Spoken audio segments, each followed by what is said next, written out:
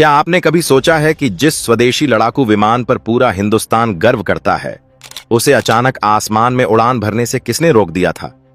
क्यों महाशक्ति कहा जाने वाला अमेरिका भारत के सामने इस कदर बेबस हो गया कि उसे अपने कदम पीछे खींचने पड़े?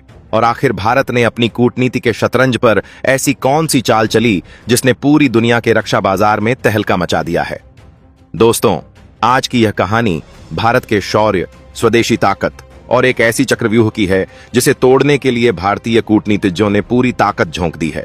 हम सब पिछले काफी समय से सोशल मीडिया से लेकर समाचारों तक लगातार यह देख रहे थे कि हमारे अपने देश की कंपनियां जो रक्षा उपकरण बनाती हैं, वे समय पर वायुसेना को लड़ाकू विमानों की डिलीवरी नहीं दे पा रही हैं।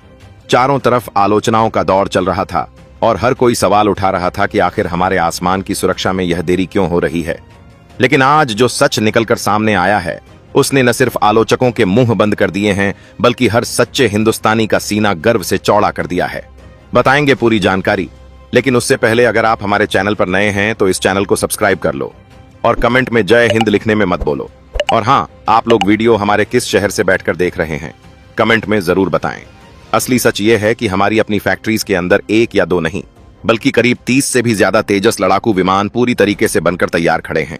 इन विमानों का पूरा ढांचा, इनका अत्याधुनिक इलेक्ट्रॉनिक सिस्टम, इनका रडार और युद्ध लड़ने की पूरी प्रणाली इसमें पूरी तरह से फिट की जा चुकी है।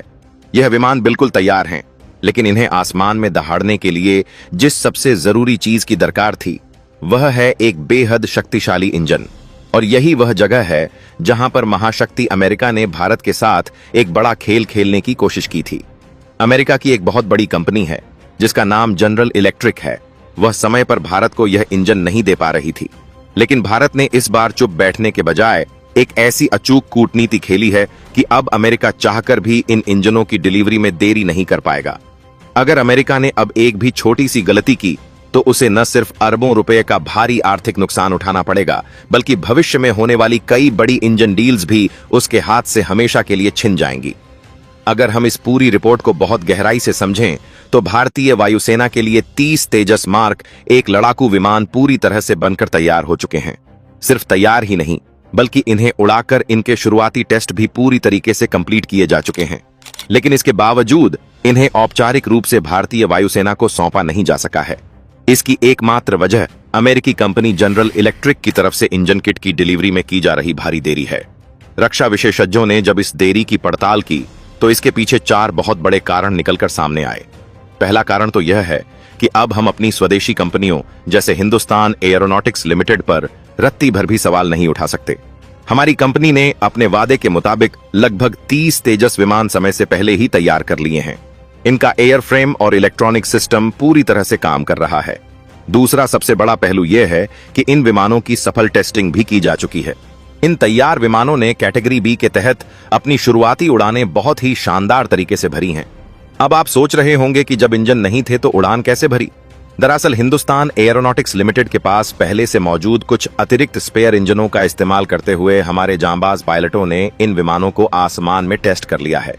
तीसरा कारण है अमेरिका की तरफ से लगातार खड़ी की जा रही अड़चनें।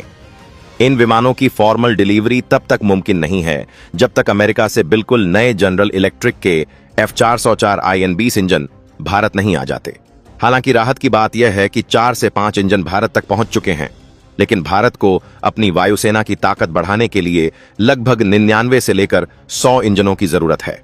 अगर हम इस सौदे के इतिहास पर नजर डालें तो कुछ साल पहले भारत ने 99 इंजनों के लिए जनरल इलेक्ट्रिक के साथ करीब 5300 करोड़ रुपए की एक बहुत बड़ी डील साइन की थी। इस समझौते के तहत इंजनों की सप्लाई एक निश्चित समय सीमा के भीतर शुरू हो जानी चाहिए थी, लेकिन अमेरिका ने लगातार कई तरह के बहाने बनाए और डिलीवरी को टालता रहा। आखिर इतनी बड़ी अमेरिकी कंपनी ने इन इंजनों को समय पर क्यों नहीं दिया? इसके पीछे उन्होंने 3 बड़े कारण गिनाए हैं। पहला कारण उन्होंने बताया कि पूरी दुनिया में सप्लाई चेन का एक बहुत बड़ा क्राइसिस चल रहा है। जनरल इलेक्ट्रिक का दावा है कि वैश्विक स्वास्थ्य संकट के बाद उनके एयरोस्पेस वेंडर्स और कच्चे माल, विशेषकर टाइटेनियम और सुपर अलॉयज की भारी किल्लत हो गई है, जिसकी वजह से वे चाहकर भी इंजन नहीं बना पा रहे हैं। दूसरा कारण उन्होंने दक्षिण कोरिया का पेंच बताया है। दक्षिण कोरिया भी अपने FA-50 लाइट जेट्स के लिए इसी जनरल इलेक्ट्रिक 404 इंजन का इस्तेमाल कर रहा है, जिससे इस इंजन की वैश्विक मांग अचानक बहुत ज्यादा बढ़ गई है। अमेरिका का कहना है कि इसी वजह से वे भारत को समय पर डिलीवरी नहीं दे पा रहे हैं।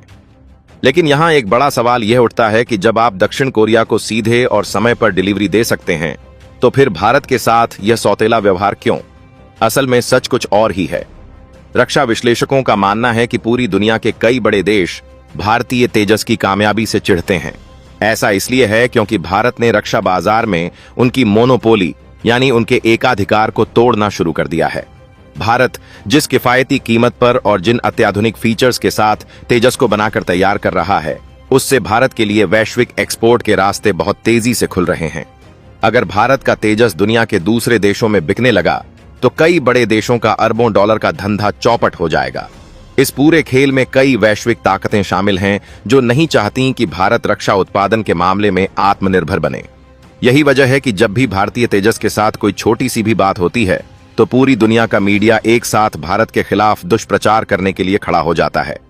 एक तरफ जहां जनरल इलेक्ट्रिक इतने सारे बहाने बना रही थी, वहीं दूसरी तरफ भारत ने भी साफ शब्दों में कह दिया कि हमें क्वालिटी में किसी भी तरीके का समझौता मंजूर नहीं है। यानी भारत को जितने भी इंजन दिए जाएंगे उनके सारे कंपोनेंट्स बिल्कुल ओरिजिनल पार्ट्स से ही तैयार होने चाहिए, उसमें कोई भी शॉर्टकट नहीं चलेगा। भारत की तरफ से बनाए गए इसी कड़े आर्थिक और रणनीतिक दबाव के बाद अब अमेरिकी कंपनी को झुकना पड़ा है। जनरल इलेक्ट्रिक ने अब भारत के अंदर करीब 100 करोड़ रुपए का भारी निवेश करते हुए अपने नए प्लांट को सेटअप करना शुरू कर दिया है, ताकि भविष्य में वे भारत की धरती से ही इन इंजनों को न सिर्फ एक्सपोर्ट कर सकें बल्कि भारत की घरेलू जरूरतों को भी बिना किसी देरी के पूरा कर सकें।